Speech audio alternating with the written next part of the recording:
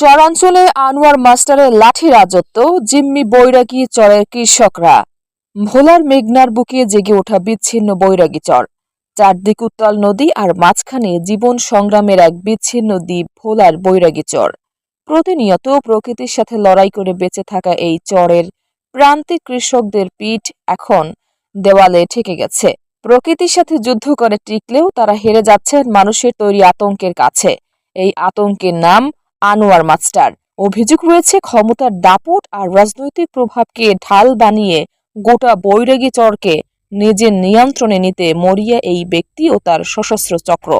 অভিযোগ রয়েছে গত কিছুদিন ধরে বৈরাগী চরের উর্বর কৃষি জমি দখল, চরের সাধারণ কৃষকদের কাছ থেকে চাঁদা দাবি এবং রাজনৈতিক পরিচয় ব্যবহার করে একের পর এক অন্যায় অপকর্ম চালিয়ে যাচ্ছেন আনোয়ার মাস্টার। স্থানীয়দের প্রশ্ন, আইন কানুনকে বৃদ্ধাঙ্গুলি দেখিয়ে এই চক্রটি কার ছায়াতলে এতটা বেপরোয়া হয়ে উঠেছে?